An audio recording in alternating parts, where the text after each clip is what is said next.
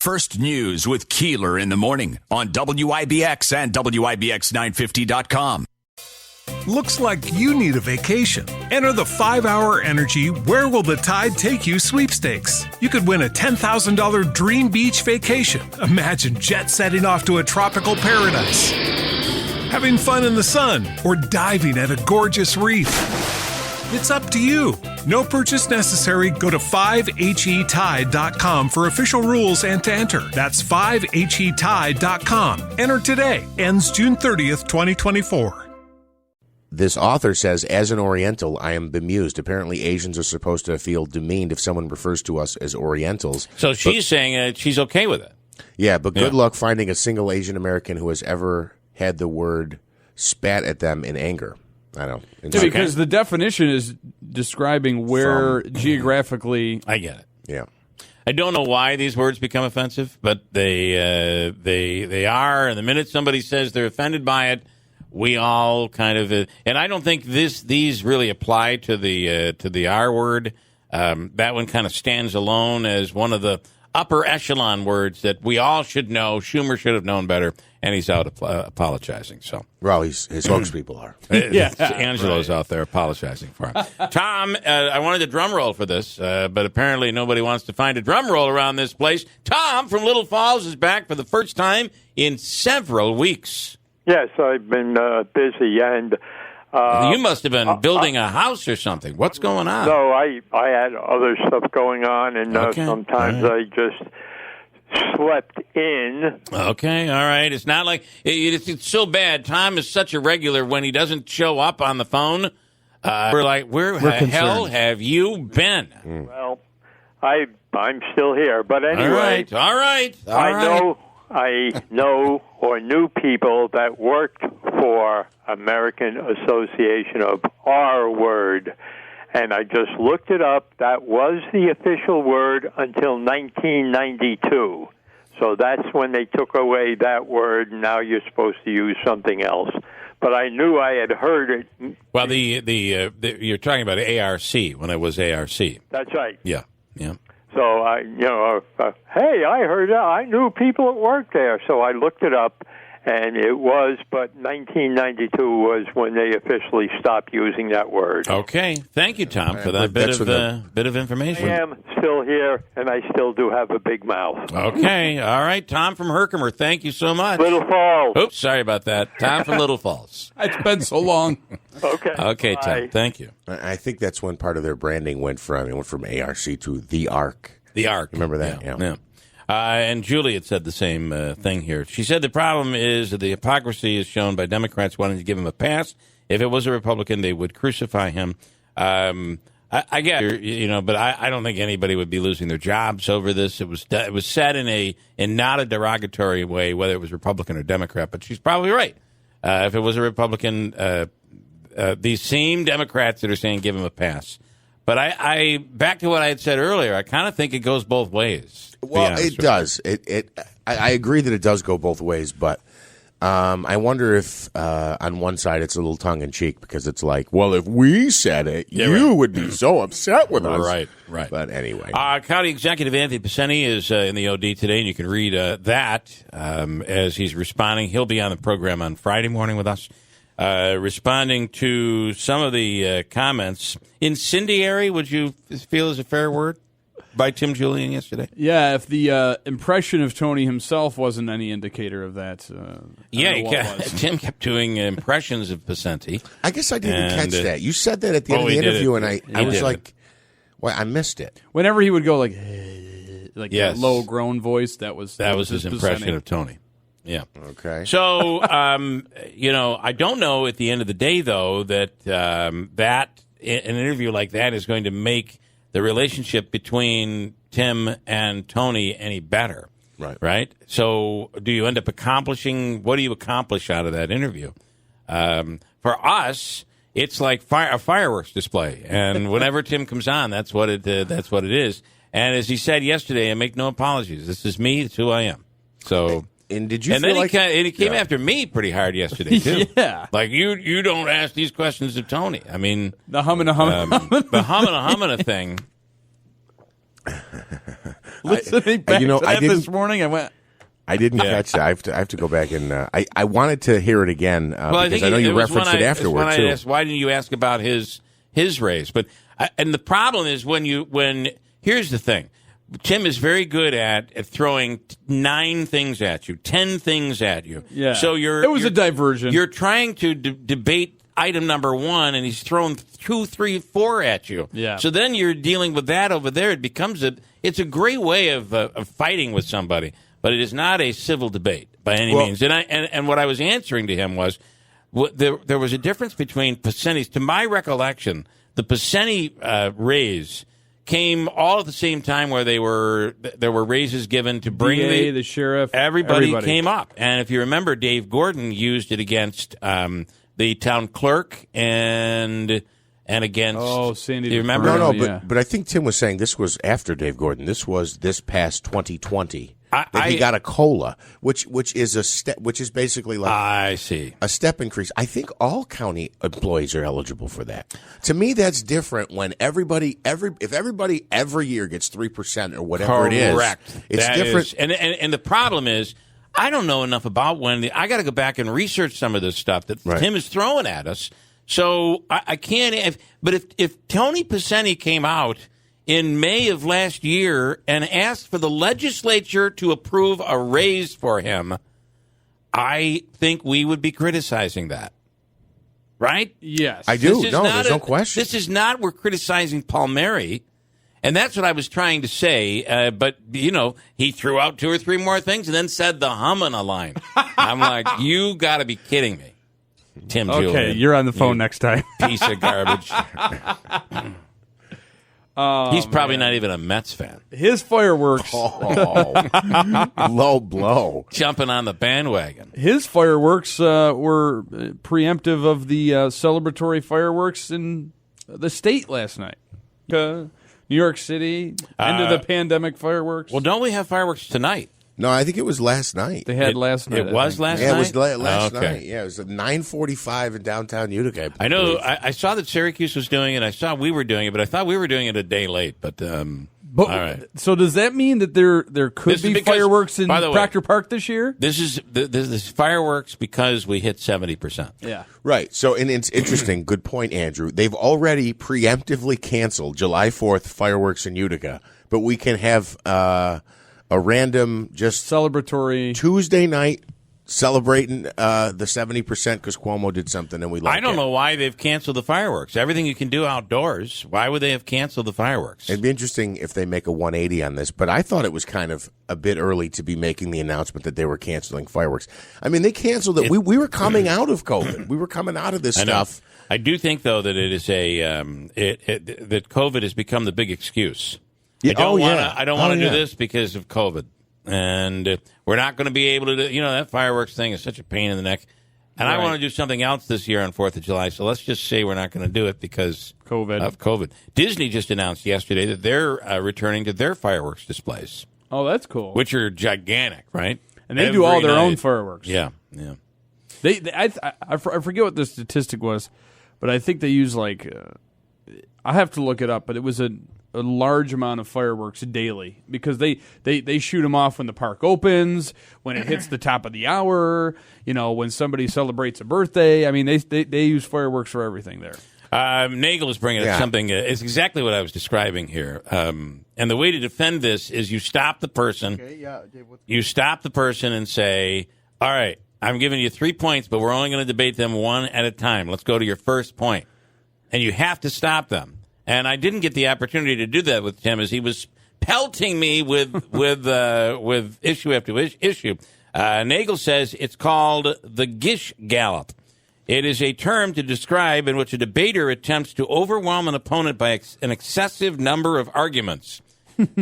A Gish Gallop, otherwise known as a Tim Julian Gallop here in Utica is what we call it. Here's the interesting thing, because I do think Tim knows his numbers and he knows his stuff. He's a county legislator, and he should. And it helps that he has done budgets. He's a former mayor, so he understands the way the way things work. Now, Paseni will tell you he does not understand what's going on, and he's incorrect, and you'll hear about that coming up on Friday, I assume. By definition here, as you mentioned, it's an attempt to overwhelm an opponent by an excessive number of arguments without regard for the accuracy or strength of those arguments. Now, in my opinion, I think Tim usually does have accuracy and strength in an argument. I wouldn't know because I can't research the 10 things he threw at me. But it struck me as odd, and I wanted to say something. And that argument on the Pacini raise is deceiving. That's a deceiving argument. Yeah, and the money he talked about for codes, the $292 or $3,000, right. He made it sound like the city of Utica lost that funding and the county ripped it away. What we were told by the county was we moved it into another category in the budget, but it's still in the budget and they still get the money. But if you listen to him make the point, because he said, who started it first? Who was doing the bad faith negotiating? Right. Because they took that $300,000 and moved it. The reality, the county is saying we put it in a different category, but they're still getting the money. So, but if you heard it, it made it sound like, well, wait, why would they take $300,000 of money away? Yeah. And anyway, we love having Tim on. Again, it's always better to have both of them in the room at the same time, so the other one can respond to an issue that I'm sorry, I don't know anything about. I don't know anything about it. So, which is what we do is we'll go back and try to research something and come up. Sometimes we're able to research on the fly, but not when 20 things are being thrown at you. Thank you, Nagel. Good point. So fireworks were last night. I think there were at 7 locations around New York State because the state has reached 70%, which I think the CDC announced had actually happened the day before, but we are waiting. We had to wait an extra day for the governor to confirm that it was real. And somebody brought up an interesting observation to me. So we had known, and this has been, we had gone back and forth about, well, is it really significant? Well, Governor Cuomo's daughter was supposed to be married on June 12th in the governor's mansion, but this person had pointed out to me, I don't see any evidence that the wedding took place. So is it now that it's going to be this weekend, now that we've hit 70%, and, the attempt at having good optics is, okay, now there's no restrictions, so we can go forward with the wedding unencumbered. I don't know how you just say, okay, we're going to do the wedding next week instead of this week. If it's at the governor's mansion, Yeah, but you have invites and you have. Well, that's true. How would you be able to do that? He's saying there's no evidence that the wedding took place. It was supposed to be on June 12th, but if you search Cuomo wedding, daughter wed, there's no difference. All right. Well, I'll let you run down that rabbit hole if you don't mind. I'll be distracted for the next 20 minutes. The end of COVID means new changes for concerts, sports, and shows in the state. What does it mean? Indoor and outdoor stadiums, theaters, arenas, concert venues, and event spots of any size can now operate at 100% capacity with every seat full, regardless of whether everyone is vaccinated or not, according to Governor Cuomo's office. Well, that is huge, and that does bring on a significant change. We were doing the vaccinated section and non-vaccinated section. Yep. Now it's really like pre-COVID. You could sit anywhere with anyone. That is correct. You do what you want. I say you can until you can't. I do kind of wonder at times, what if we go back to difficulty in the fall? Are they going to try to throw these restrictions at us all over again? Let's hope not. But that means things like UC College, hockey games, football games. Yes, it means Comets, everything back in play, so you can get back into your season tickets. And good look, if the virus comes back in the fall, good luck getting people, especially those who are vaccinated, to put a mask back on. With all this debate about when Fauci said what and when did he say it, and this study shows it wasn't transmissible through all these other things. Good luck. I do think a lot of masks. that depends on where you go. There are still some places you go and you'll see a lot of people still wearing a mask. Yeah, and they do still require it at a doctor's office. I have a doctor's appointment today, and I had to go through a whole health statement. You got to fill out all this paperwork and declare that you had the vaccine and everything in order to be able to go into this doctor's appointment. I find that a little interesting. I was asked yesterday to put one on at Utica City Hall. I went in to pay my water bill. Oh, you were? Yeah, Okay. of course, yesterday we got paid. Did you fight the person? Did you? No, it was a police officer. I wasn't. He You just were going to fight him? No. If it wasn't, definitely though. not. If it wasn't. I wasn't in the mood to get my butt kicked yesterday, so he just said, will you please put a mask on? And he had like a little stack of them behind the counter. And I said, I've got one actually in my pocket because I wasn't sure what the rule was. Oh, So I take just the put free one. Take the free one. I got to bilk the city of Utica for That's their right. free masks. Today is National Fudge Day. Can't eat fudge with a mask on. What else? A woman who judges guys by their restaurant choice. You think that has any accuracy to it? Maybe. If for instance, If he's taking you to Wendy's for dinner, right, if your first date is like, yeah, you might have. Well, that's the thing, too, is that, that's why women are always like, well, I don't know. Why don't you pick the first place? And you're like, oh, great, here we go. Yeah. Test number one. and then you take them to the nice place, and they're like, well, I was just in the mood for maybe something simple like Voss's. You could have told me that before. Or like, we're at the, what is it, Turning Stone? The Mayflower or something like that? What is it called? Wildflower. The Wildflower. The Mayflower is Eating like it's $14.92 here at the Mayflower. A new Gallup report finds that workers in the United States are among the most stressed in the world. 57% of U.S. and Canadian workers report being stressed on a daily basis. Does this sound familiar to anybody? Angelo, you There's no question. Are you, what's the word again? Sorry. Are you stressed? Moderately. Then you're not, if you say it that way. And if you had to think about it. 57% of Americans say they are stressed out at work. A golfer was arrested on the course after a fight at a qualifying event. The fight erupted on the green between Austin Daly and Luke Smith over Smith suggesting to Daly that he helped look for lost golf balls. Does that make any sense to you? There was apparently a wild fight, and it got very aggressive, very unlike the game of golf. And the man who was arrested after bragging about drinking stolen wine during the Capitol riot found out he was running for the wrong political seat in the middle of an interview. Here is Jason Riddle finding out from NBC 10 Boston reporter Catherine Underwood of his mistake. This is a weird story. Get back to work. I guess that should be the slogan I'm going to go with. In the long run, if you're running for office, I guess any attention is good attention. I think it'll help me. I'll keep my promises and make some changes. I thought Ann was a state representative. No. She's in Washington. Oh, well, I guess I got to run against that then. Wow. Yeah. No clue, huh? Zero clue. And a dad broke a world record by completing 1.5 million push-ups in 1 year for charity. Now, wow, that's an amazing feat. That is really impressive. Is there before and after? Is this guy ripped now? The guy's name is Nate Carroll, and over the last year, he has done 1,500,231 push-ups. Is that over 300 push-ups a day? How many a day is that? You'll have to do the. Well, yeah, it would definitely be. I mean, divide that into 365. Somebody, please. Hang on. It's 1.5 million too, right? You just call it 1.5 million. So divided into 365 is a pretty impressive number. Here's audio as he does his last one. 9, 10, 11. Ladies and gentlemen, a new Guinness World Record for the most push-ups in a 365-day period in honor and support of first responders. I was so off. Yeah, it's way more than 300. It's over 4,100 a day. Yeah, that's incredible. Does this guy work and have a family? Yeah, he's a push-up artist, and that's what he does. I don't know. Think about that. So now do a little more into that. So let's say on average, how many push-ups could you do in a minute? I mean, remember, you're doing 4,000 a day. Is that what it was? 4,100. 4,100 a day.